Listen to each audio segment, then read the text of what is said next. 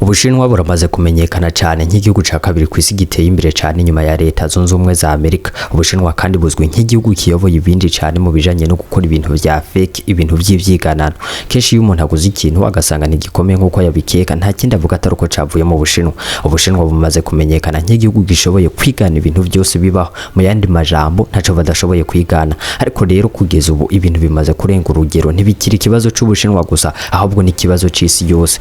Bibaze ko ubu Abashinwa basigaye bafata bakikorera imfungu gutokeka ko zokwiganwa bageze ku rundi rwego. Bibaze ko mu Bushinwa bageze ku rugero rwo kwikorera inyama z'inka. Wavyumvise neza cyane, zimwe mu nganda zo mu Bushinwa zirikorera inyama z'inka kandi kugira ngo bitandukanye n'inyama z'ukuri byo kugora cyane.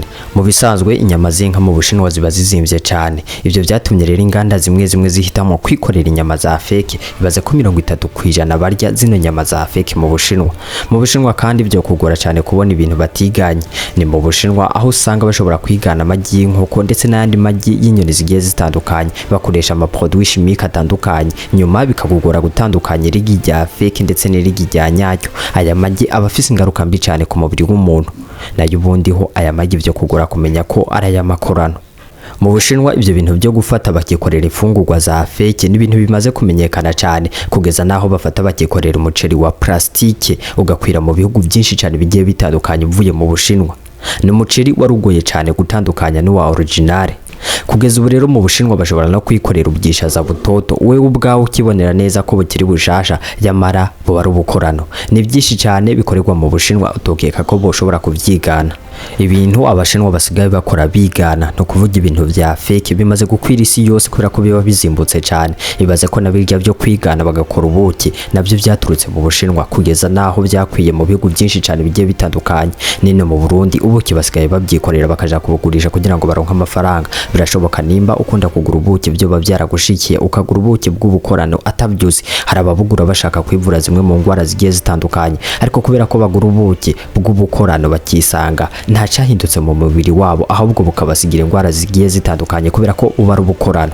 Ibi ni ukuri kuzuye cyane. Abantu benshi basigaye bakoresha ubuki bw'ubukorano bibaza ko ari ubuki bwa original. Mu bisanzwe Ubushinwa bugeze ku rundi rwego. Munyemerere mu kiganiro cy'uyu munsi tugaruke cyane ku bintu bigiye bitandukanye kandi bitangaje cyane Abashinwa bashoboye kwigana. Turaza kandi kurabira hamwe ingene ushobora guhita umenya ko izo mfungurwa ari za fake, narijya byinshi bisigaye bijabuka imbibe kaja mu bihugu bigiye bitandukanye. Ndakubyije ukuri biraza kugutangaza cyane. Prosper ntuma mu bitabo inshuti nyariko niko nitwa cyo ndagusaba no gufata isegonda rimwe ukagira subscribe kuri channel yamenya byinshi utazi, waheza nkakubwira iby'amatwi yawe atigeze yumva handi, nyuma tukisanga tuzi ibyo benshi batazi. We gusa ntekabiri ngiri cyo nkwibwirira. Ndanaguha ikaze. Ubushinwa nico gihugu ca gatatu mu bunini kwisi, mu gihe Uburusiya buza ku mwanya wa mbere, Canada igakurikira. Bivuze ko Ubushinwa ari ubwa mbere muri Aziya. Kugeza rero mu 2023 Ubushinwa cyo gihugu ca mbere gitunze abantu benshi cyane kwisi, ariko kugeza ubu igihugu c'Ubuhinde nico cyafashe uwo mwanya wa mbere w'ibihugu bifise abantu benshi cyane kwisi. Mu Bushinwa rero burya abantu benshi cyane bibera mu burasirazuba, kuko 94% by'Abashinwa bose bibera mu burasirazuba, kubera ko mu bice byo mu burengero hasanga ahanini hagizwe n'imisozi miremire cyane. Ubushinwa kandi nico gihugu ca mbere kwisi kimaze kubamya inzara, iyo bita ikigoyi catwaye abantu benshi cyane kwisi. Mu mateka y'isi nta yindi nzara yari maze gutwara abantu benshi nk'inzara yabaye mu Bushinwa mu myaka y'1959 bahita Great Chinese Famine. Yisha abantu barenga ku miliyoni ziri hafi kugera 45. Ni nko kuvuga ko iyo nzara yisha abanyagihugu barenga nk'abari mu Burundi no mu Rwanda ubateranije bose. Mu bisanzwe mbere y'1958 Perezida w'Ubushinwa Mao Zedong yatangije umugambi wari ukomeye cyane witwa Great Leap. Aha yashaka ko Ubushinwa butera imbere byihuse cyane. Ahanini ubutunzi bw'Ubushinwa bwari bushingiye ku burimyi. Mao Zedong rero ntiyashaka ko Ubushinwa ahanini bushingira ubutunzi bwabwo ku burimyi. We yashaka kubaka igihugu c'injyanda mu gihe gito cyane. Nibwo rero yacashiraho itegeko ry'uko Abashinwa hafi ya bose bava mu mirima bakareka uburimyi, ahubwo bakaja kubaka inganda zikora ivyuma. Nuko rero abarimye hafi ya bose bava mu burimye bwari bubatunze baja gucura ivyuma. Imirima bahora barima irarara ibura bayirima. Hatanzwe itegeko ku barimyi bari basigaye yuko atamurimyi azosubira kurima yigenga. Aho ibintu byose byari bisa nkaho bihindutse ku Bashinwa. No kuvuga ko Abashinwa bararima bagashira hamwe bagasangirira hamwe, nta mushinwa yaragifise ubutunzi bwiwe. Abashinwa batangiye gutekera hamwe bagasangirira hamwe, nta waragiteka ukwiwe, bari bafise ibikoni rusangi. Uburimye ngaha rero birumvikana cyane ko bwari butanga bwatangiye gusubira hasi cyane. Umwimbu Ubushinwa bwahora buronka kubikomoka ku burimyi waragabanutse cyane. Ikibabaje rero Mao Zedong ntiyigeze amenye cyari ko gituma umwimbo w'Ubushinwa ugabanuka cyane. We yatanguye kwibaza ko dukoko tw'utwonyi nk'inyoni, imbeba, ibikona n'ibindi ko ari byo byatumye umwimbo w'Ubushinwa ugabanuka cyane. Mu by'ukuri ico sico cyari cyabiteye, we niko yakeka. Ibyo rero byatumye atanga itegeko ry'uko bica inyoni zose zaguruka mu gihugu. Iyo yari yo ntambara batangiye ku nyoni bayise the four pest campaign. Ubwo rero hari no mu mwaka w'1958 leta yakoresha icivugo kigira kiti nta nyoni nimwe ikwiye kurara mu gihugu c'Ubushinwa, kubera ko abashinwa bumvira cyane Mao Zedong biyariye mu nyoni barazica ntiworaba. Abana n'abagore bategekwa kugenda baravuza amasafuriya, ingoma n'ibindi bivuza induru cyane, bityo rero inyoni zigatinya kugwa hasi ku biti zikaguma ziguruka kugeza aho ziguruka zikaruha ndetse zigakoroka hasi zigashika zapfuye. Abashinwa batangiye gusambura ivyari by'inyoni zose babona, bakagira ko banica amagi yazo. Abandi batoye imiheto itopiti kugira ngo barashi izo nyoni, bakeka ko zibamariye umwimbo, kugeza naho abasirikare b'igihugu bavyinjiramo. Kuva ku mucuko w'umwana, abagore, abasore, abagabo n'abasaza binjiye muri uwo mugambi wo kwica inyoni. Wari urugamba rudasanzwe. Kwica inyoni zose ziri mu gihugu ntivyaboroheye, ariko wari urugamba rudasanzwe.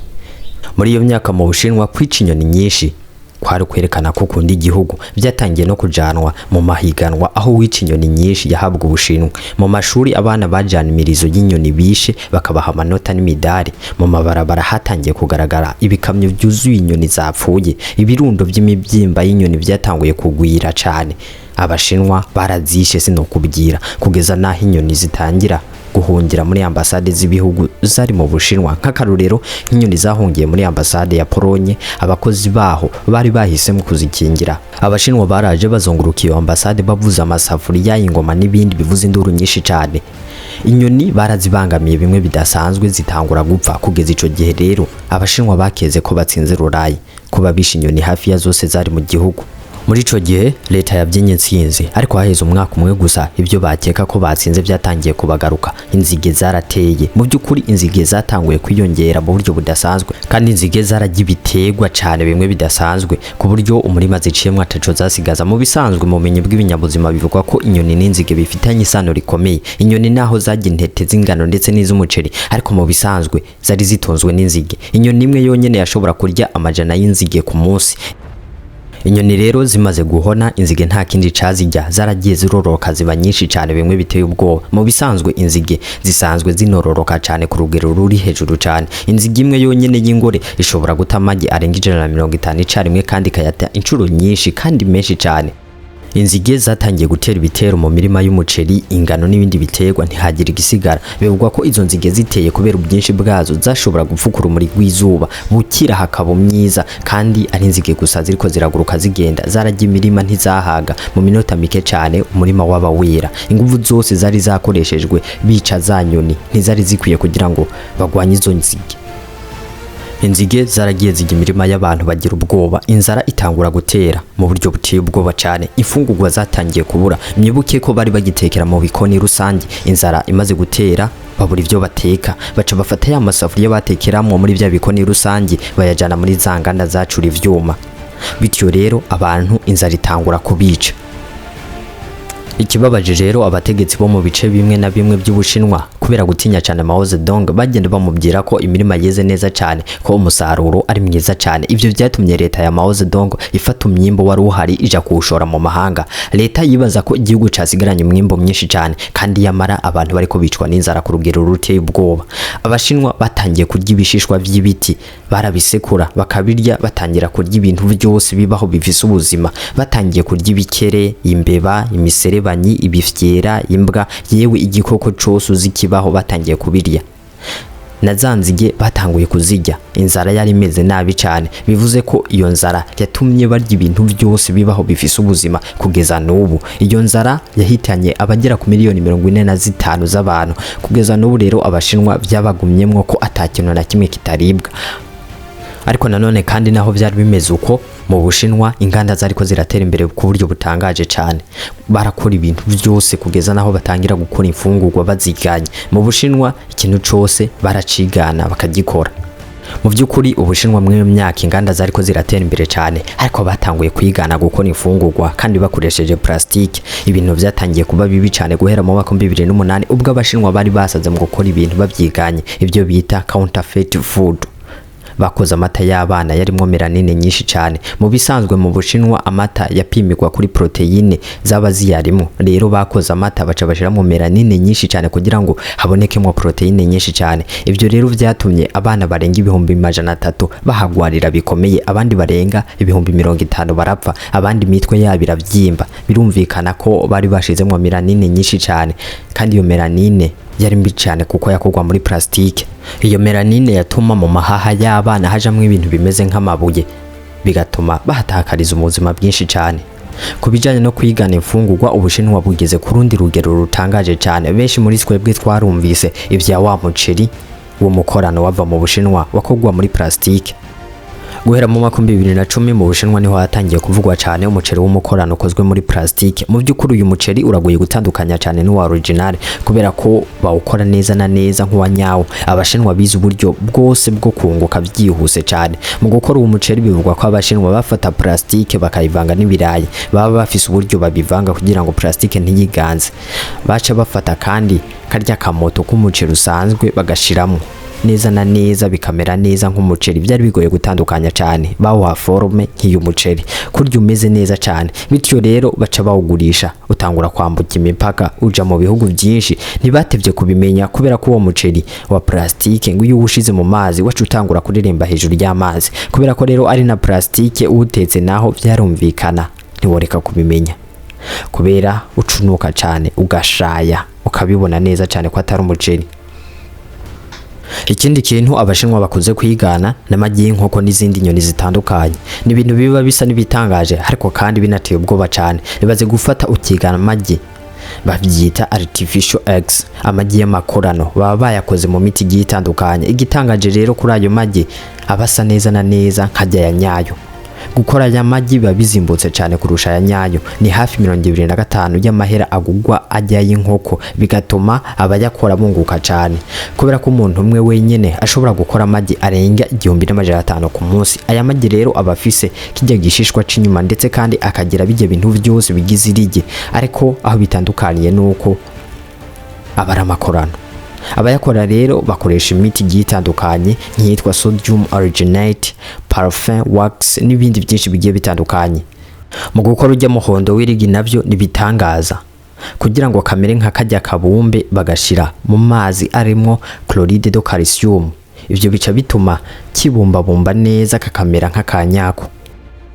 Mu gukora kijya gishishwa c'inyuma naho bakoresha ifu ya carbonate de calcium ivanze na parfum wax, bituma kijya gishishwa gikomera nka kijya cirigi. Ariko aho bitandukaniye n'irigi rya nyaryo rero nuko iyo uritetse urya muhondo uhita wivanga na birya bintu byera, kandi akamoto usanga atari nka kirigi risanzwe. Mu bisanzwe rero burya aya magi nta ntungamubiri nimwe aba yifitiye, nta namba. Birumvikana kubera ko abakozwe mu miti. Aya magi rero kandi atera ingwara zo mu nda, konona ubwonko, ndetse ashobora no kugira ingaruka mbi cyane ku buzima bw'umuntu. Kurya ibintu byose biturutse mu Bushinwa uba ugomba kwitonda cyane. Ibuka bimwe navuga ko mu Bushinwa bashobora kwikorera inyama z'inka. Bakoresha inyama z'imbeba, inyama z'ingurube, imbwa, ubujyabo n'ibindi bidashobora kubazimba mu kubironka. Mu bisanzwe abantu bose barya inyama y'inka barabizi neza ko akamoto kayo gatandukanye na kingurube canke ibindi bikoko. Uretse n'akamoto no mu kanwa ntibimeze kimwe. Kandi inyama y'inka mu Bushinwa irazimvye cyane, ari nayo mpamvu Abashinwa bahisemo kuyigana cyane bakoresheje inyama zizimbutse nk'izingurube n'ibindi bikoko nk'ubuyabo, imbeba, imbwa n'ibindi.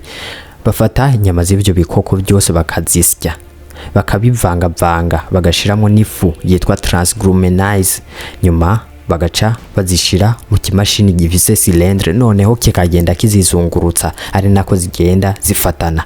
Bagenda bashiramo kandi ibara ritukura kugira ngo ya nyama ize gufata ibara ritukura. Bagashiramo kandi ivyo bita marination extract. Uyu ni umuti utuma ya nyama igira akamoto neza na neza kameze nka kamwe k'inyama y'inka. Iyi nyama rero utari inzobere mu bijanye n'uburyohe, iyi nyama yo kugora kumenya cyane ko atari y'inka, kiretse ko iyo uyitetse wumva kakamoto kagenda gahera.